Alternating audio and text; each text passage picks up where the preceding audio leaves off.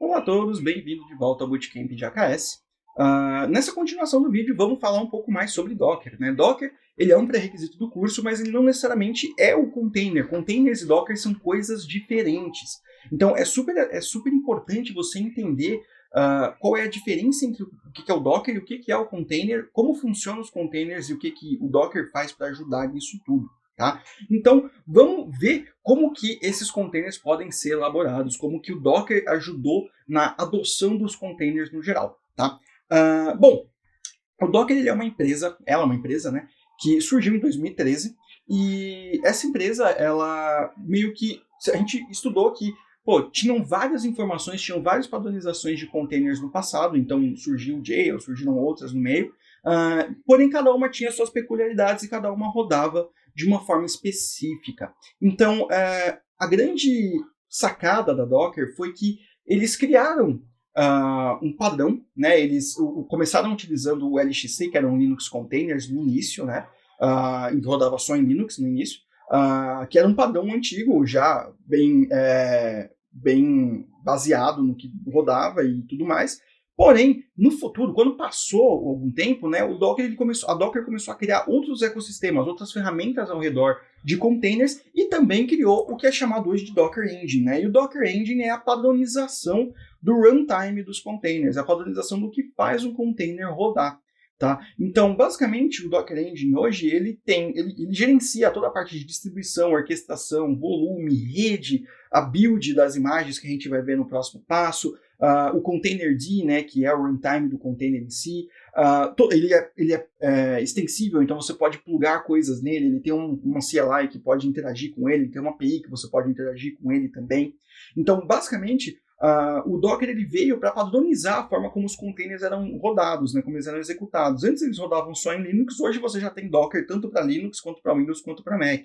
Né? Então, você tem uma série de ferramentas já que eles criaram em volta. É por isso que o Docker, a adoção de containers e o Docker, eles estão muito ligados, eles andam muito lado a lado. Tá? Então, porque o Docker foi uma das primeiras empresas a, de fato, adotar e abraçar a forma de como os containers são executados e criar novas ferramentas em cima do que é feito nos containers também. Então, criar um ecossistema sobre os containers.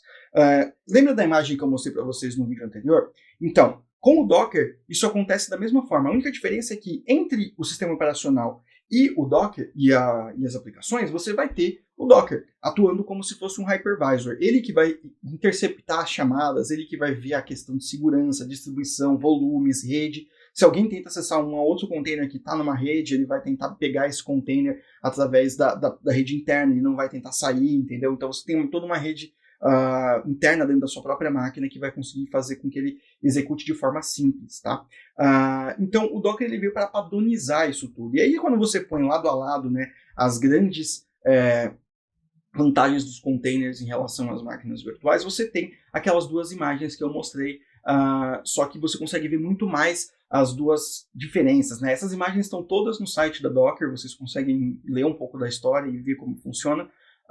Mas a ideia é essa, né? A grande diferença é que, ao invés de você ter sempre o mesmo sistema operacional, um para cada máquina virtual diferente, que pode aumentar muito o consumo de recursos, você, na verdade, compartilha o mesmo kernel entre todas as aplicações que estão rodando dentro. A única coisa que muda é o sistema de arquivos dele, que vai ser isolado dos outros, né? Então, você vai estar pensando como se fosse uma ferramenta individual.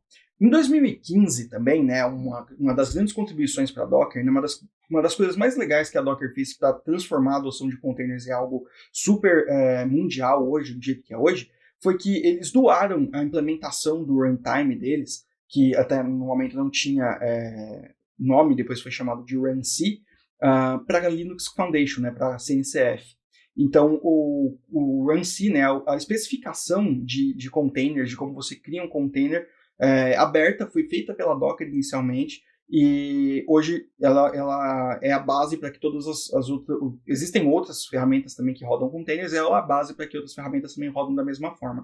Além disso, o Docker criou o que é chamado do padrão da indústria, né? Hoje um container Docker é um container padrão na indústria, e ele roda num runtime chamado containerd. Né? Então, se você for ver aqui dentro do Docker Engine, né, naquela imagem que eu mostrei para vocês do Docker Engine, o containerd está ali embaixo, debaixo de distribution. Então, o containerd ele é o responsável por fazer toda essa orquestração, esse runtime dos containers, entendeu? E é uma especificação aberta também doada para a CNCF.